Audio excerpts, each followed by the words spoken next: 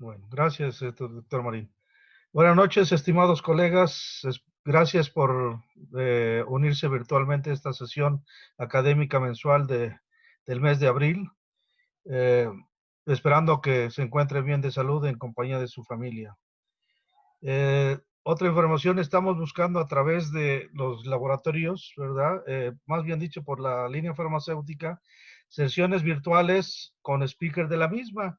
Nada más me comentan que van a hablar con su jefe, y no me han contestado. Si alguien de ustedes tiene la oportunidad que los visitan, favor de a ver si podemos lograr la siguiente sesión del mes de mayo virtualmente con algún speaker. A través del doctor Marín, ¿verdad? Estamos informando en redes sociales mensajes de la FEMECOP, de Comego, en cuanto a sesiones virtuales.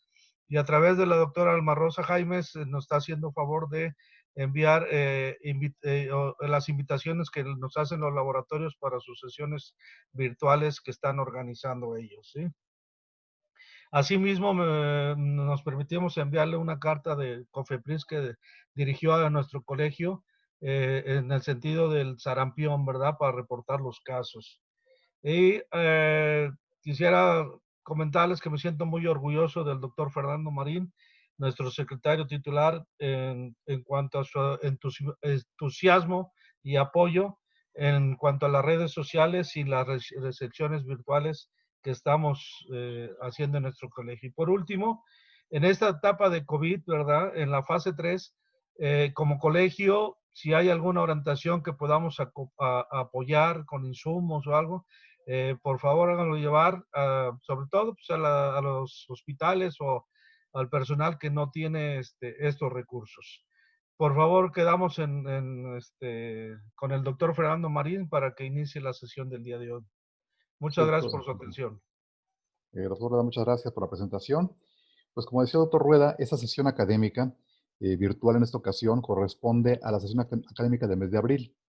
En días previos hemos estado haciendo una serie de mesas redondas con algunos expertos en el área salud, en medio público y medio privado. De este tipo de mesas redondas hemos sacado una serie de recomendaciones que vamos a presentarles a ustedes. Esta sesión se va a dividir en dos partes.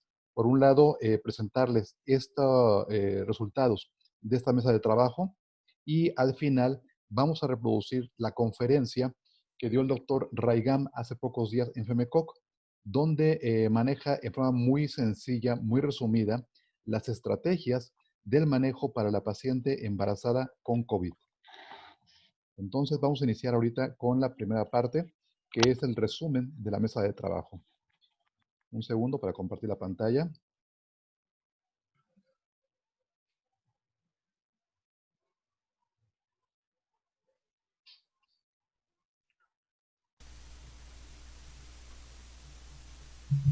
En días pasados hicimos una encuesta entre los compañeros ginecólogos para saber el conocimiento que tenemos acerca de los protocolos y referencias en nuestro estado respecto a pacientes embarazadas con COVID.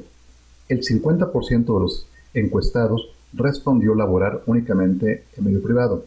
De ahí la importancia de este tipo de sesiones, ya que los médicos que laboran en el sector salud generalmente conocen los protocolos y las referencias respecto a estas pacientes, no así los médicos que estamos laborando únicamente en medio privado. A la pregunta concreta de si continúa dando consulta en medio privado, 38% responde no estar dando consulta actualmente. Al preguntarles si conocen cuáles son los hospitales COVID en el sector salud en nuestro estado, 31% desconoce cuáles son esos hospitales. De igual forma, en el medio privado, 72% desconoce qué hospitales se consideran hospitales COVID en el medio privado. Al preguntar dónde se realiza la prueba diagnóstica de COVID, un 9% desconoce qué laboratorios están realizando dicho estudio. A la pregunta concreta, en caso que usted tenga una cirugía programada electiva privada, ¿cuál es su conducta?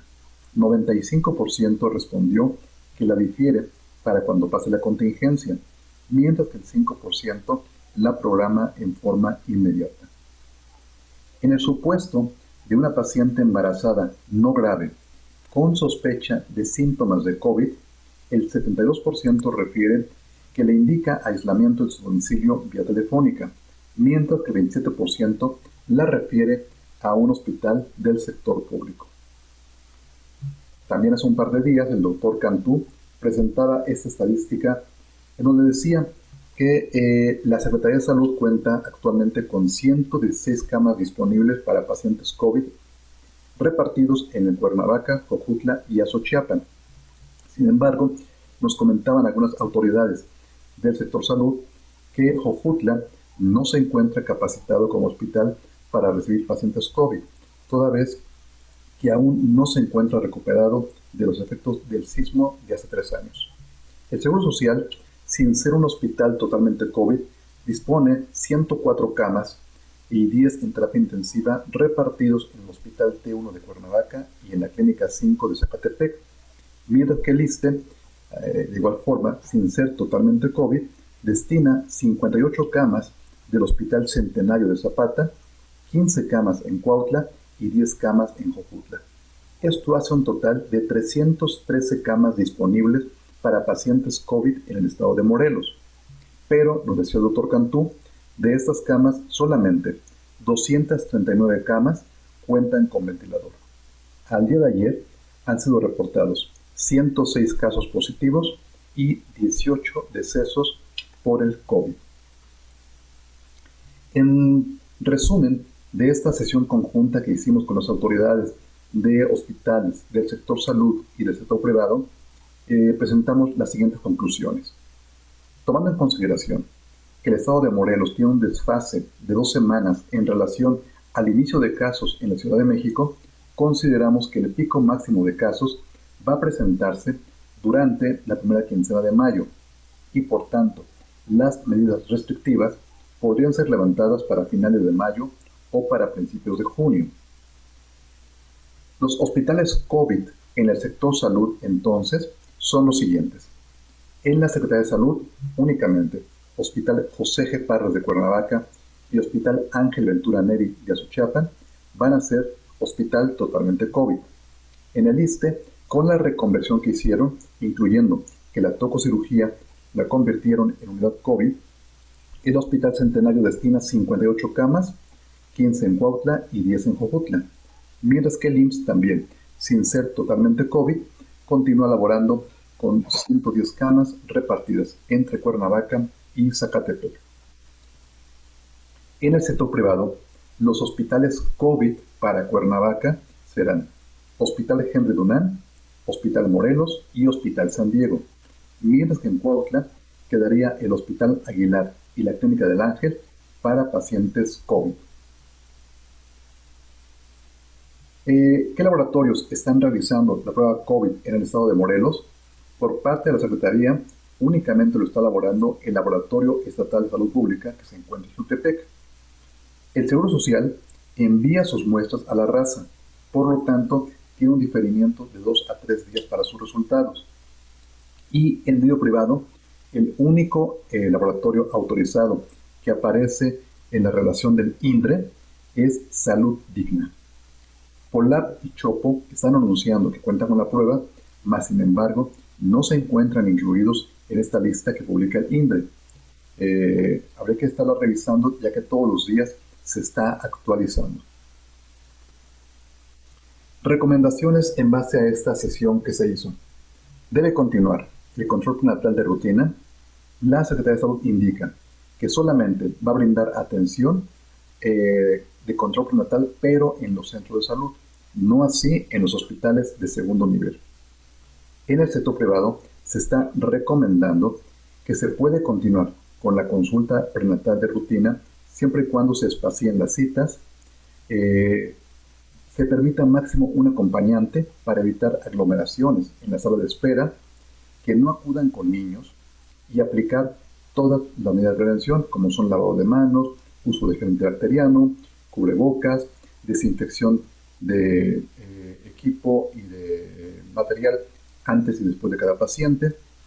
Y en caso de que se detecte que alguna paciente que acuda a consulta tenga síntomas sospechosos de COVID, referirla de inmediato a alguna institución COVID para su confirmación.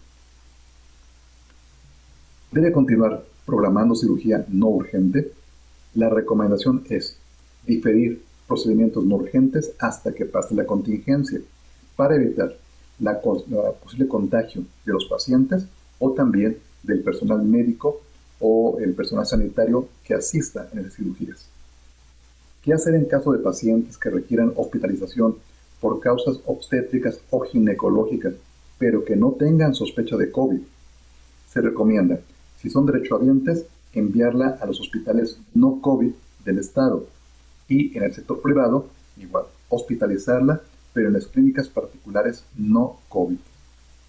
Si por el contrario tenemos pacientes que requieran hospitalizarse por causas obstétricas o ginecológicas, pero ya con sospecha de COVID, se recomienda, en ese caso sí, referir a los hospitales COVID si son derechohabientes.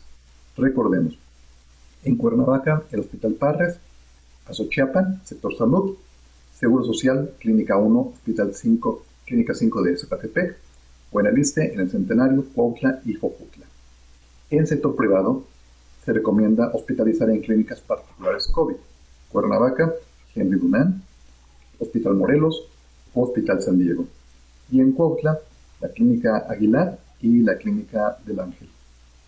Los hospitales particulares COVID cuentan con equipo médico para la atención de pacientes graves, es decir, cuentan con su equipo de intensivistas, neumólogos, etcétera, que van a recibir a la paciente y van a manejar el personal médico del hospital las complicaciones propias del COVID.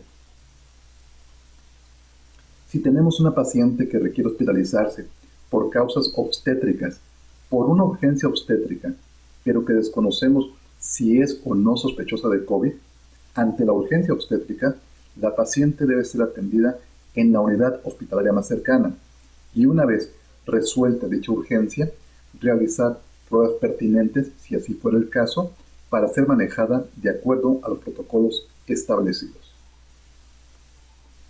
Finalmente, una pregunta que nos hacían algunos colegas era si era útil el manejo con antiinflamatorios, esteroideos y con anticoagulantes. La evidencia actual reportada en la literatura, sobre todo de Italia y de España, establece buenos resultados con el manejo de estas sustancias. Mas, sin embargo, se requiere mayor investigación al respecto, ya que el número de pacientes y el poco tiempo de estudio no permiten concluir con seguridad esta utilidad de estos medicamentos. Bien, pues este es el resumen que estamos presentándoles a ustedes acerca de esta mesa de trabajo que se entabló con las autoridades del sector salud, del sector privado, y emitiendo esas recomendaciones que estamos sugiriendo se lleven a cabo, sobre todo en el sector privado. Bien sabemos que los hospitales cuentan ya con sus protocolos bien establecidos, con toda su logística, pero en el sector privado hay un poco de falta de estandarización de esos criterios. De ahí que es importante que como colegio establezcamos esta serie de indicaciones para poder unificar criterios. A continuación, vamos a presentar la charla que nos dio el doctor Raigán Martínez Portilla respecto a las recomendaciones y al manejo que debe hacerse de la paciente embarazada y COVID.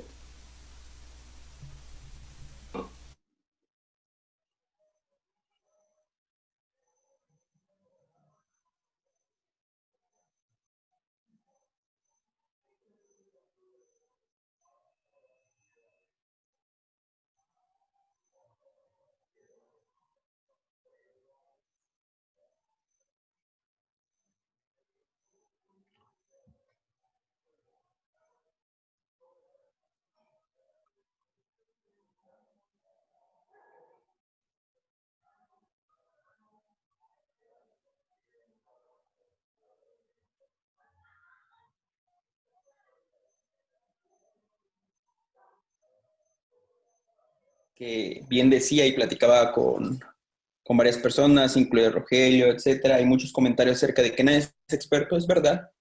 Hay muy poca evidencia.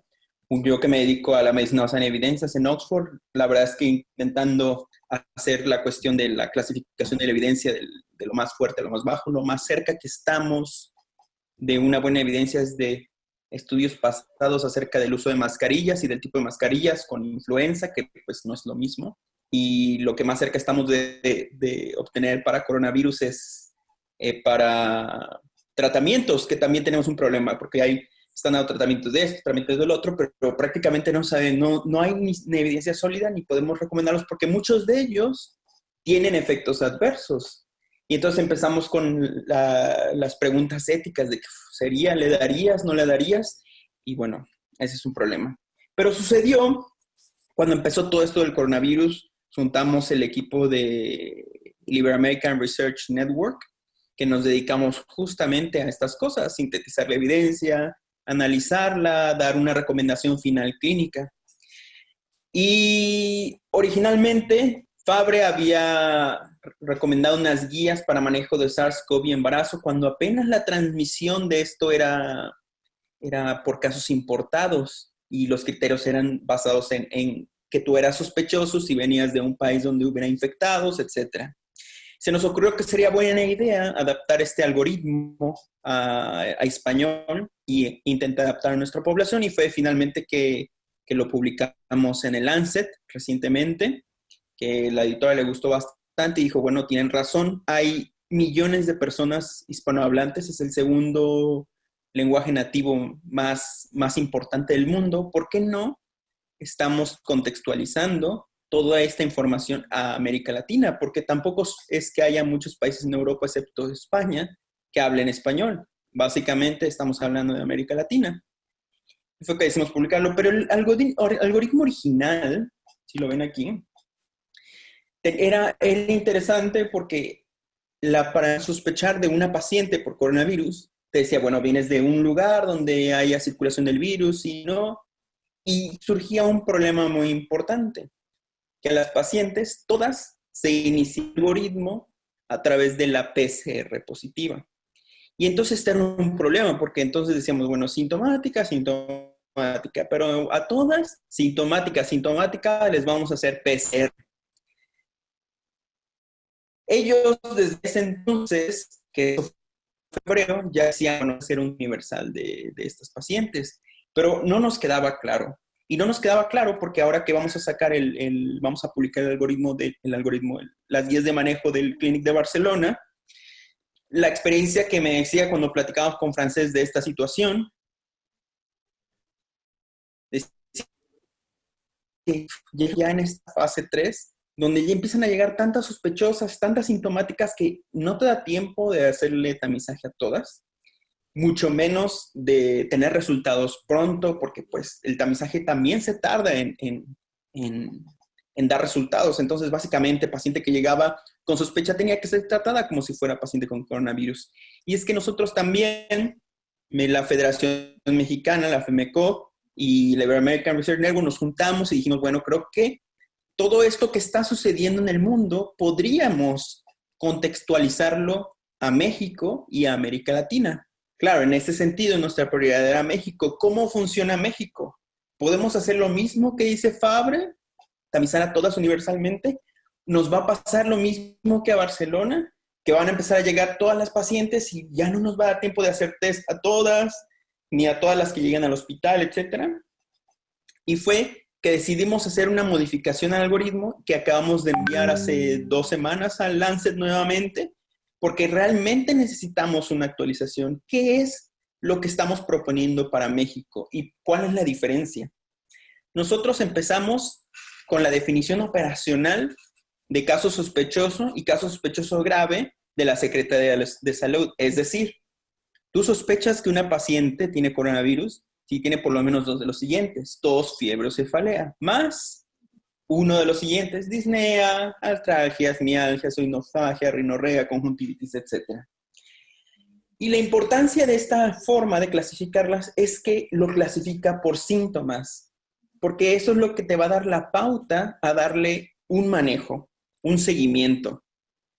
Nuestro algoritmo cambia en ese sentido. Nosotros sospecharemos una grave, aquella que es sospechosa inicial y que encima de esto tiene un dato de gravedad.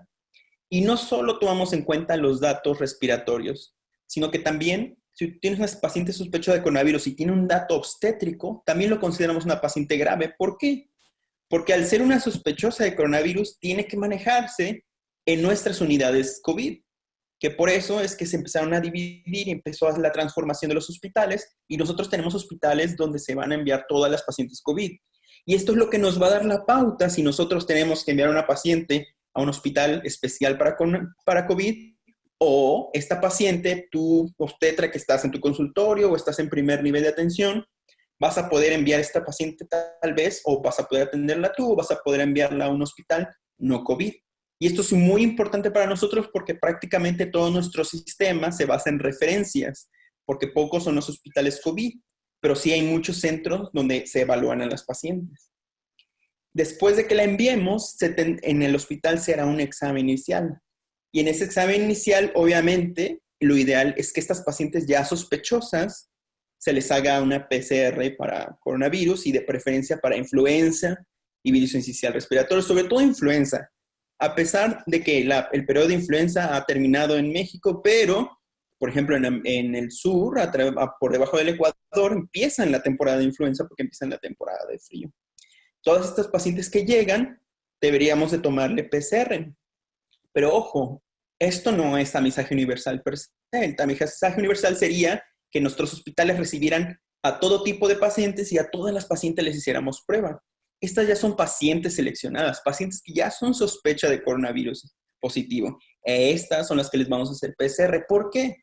Porque no van a alcanzar los insumos para hacer PCR absolutamente a todas. Y porque necesitamos a estas pacientes dar un manejo de acuerdo a la clínica, y la clínica va a mandar, porque no nos vamos a poder esperar, como nos decían de Guadalajara, no podemos esperar 2 días o 3 días a que nos llegue el resultado de la PCR para darle un manejo de coronavirus o no coronavirus. Es por eso que en nuestro contexto la clínica tiene que mandar. Y es por eso que se divide el algoritmo en paciente sospechosa o no sospechosa. Ya que se le hace esta segunda valoración detallada en el hospital, entonces ya la podemos clasificar en sospechosa por clínica o no sospechosa. O ya sea que venga con una PCR positiva, caerá dentro del grupo del lado derecho, que es la sospechosa por clínica, o no. Porque a fin de cuentas, te llega una paciente y si los resultados, por más rápido que sean, te van a tardar 8 horas, ¿qué le vas a hacer? ¿La vas a tener en observación en lo que te llega el resultado? Obviamente no. Y sobre todo si es una paciente grave que tiene algún problema o alguna situación obstétrica, ruptura de membrana, sangrado transvaginal, viene con trabajo de parto y aparte viene clínicamente sospechosa de coronavirus, ¿qué tenemos que hacer? Tratarla como coronavirus hasta no demostrar lo contrario. Es por eso que en este lado, en el algoritmo que nosotros proponemos y que enviamos nuevamente a Lancet, proponemos que en estos países como los nuestros, donde hay una influencia enorme de pacientes y donde ya hay una fase 3 y donde hay un contagio poblacional extenso, no vamos a tener tiempo y no vamos a poder esperarnos a la PCR. Entonces, por eso dividimos positivas o con sospecha clínica. Y estas se van a dividir en graves y no graves. Del lado izquierdo del algoritmo, aquella que no es sospechosa clínicamente, ustedes saben que se puede atender obstétricamente normal. Por medidas de seguridad, vale la pena aislarla 14 días. Porque, bueno, ¿qué tal si tiene alguna otra infección viral que requiera que esté en descanso? Claro que si persisten los síntomas o se agravan, habrá que volverla a valorar y habrá que volver a verificar si tiene esta paciente algún problema.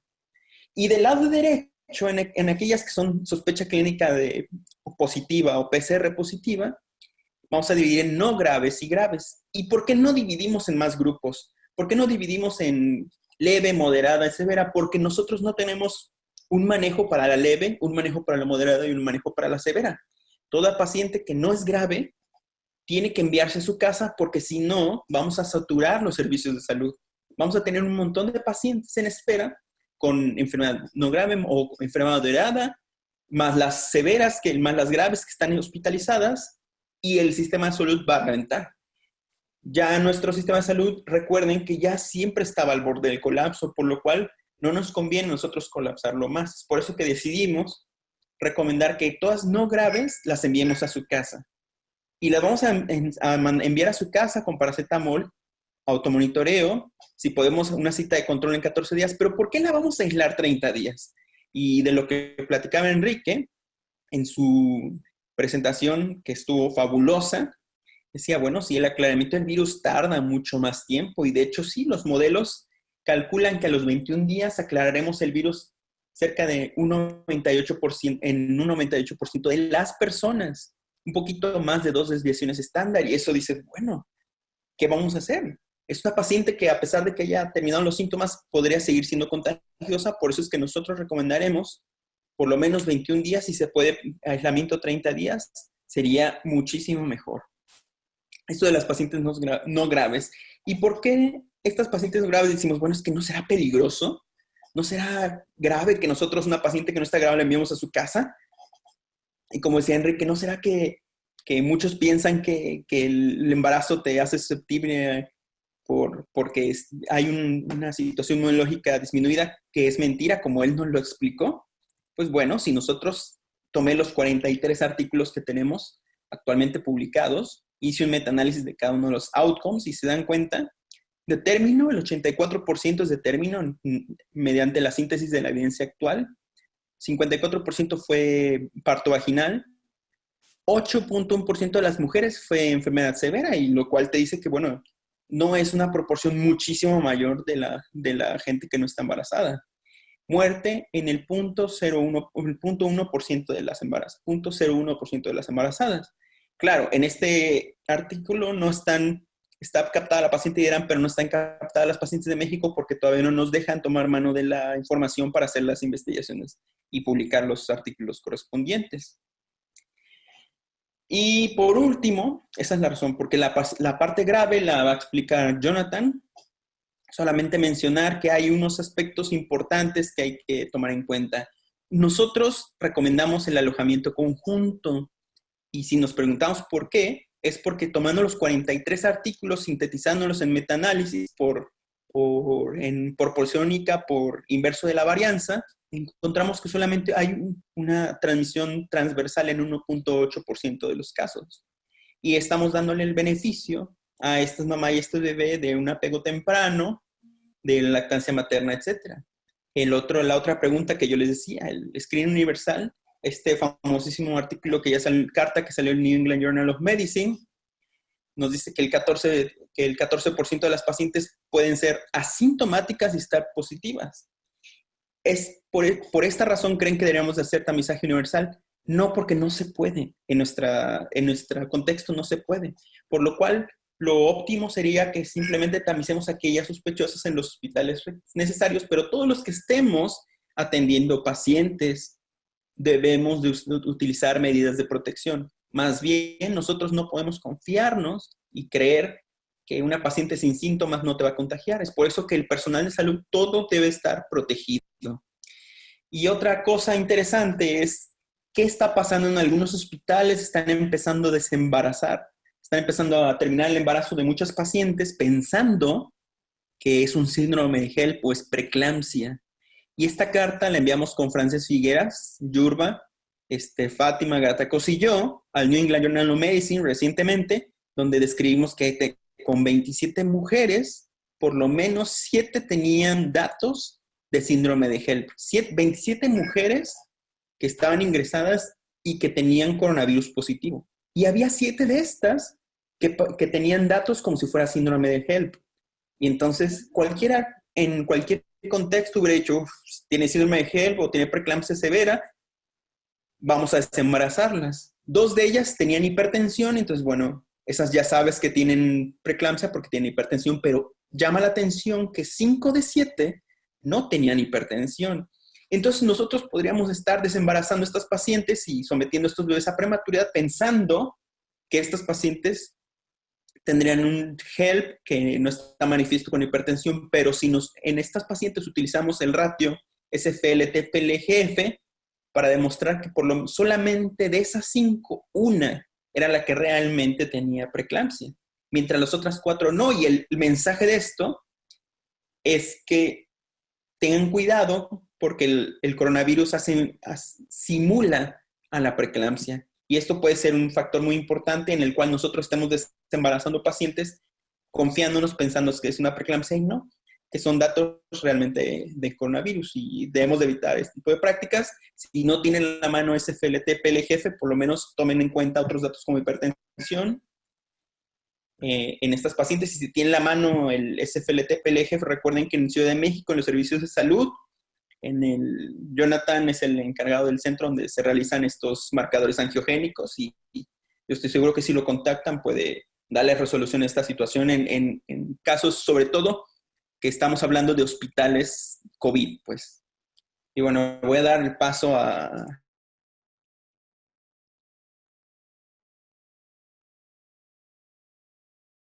Bien, pues esta charla que comentábamos fue la que se presentó por FEMECOC hace unos días. Si la quieren ver completa, en la página de Facebook la tenemos, es una plática de un par de horas, donde 4 o 5 expertos hablan al respecto de todo lo que es el manejo en la paciente embarazada y COVID.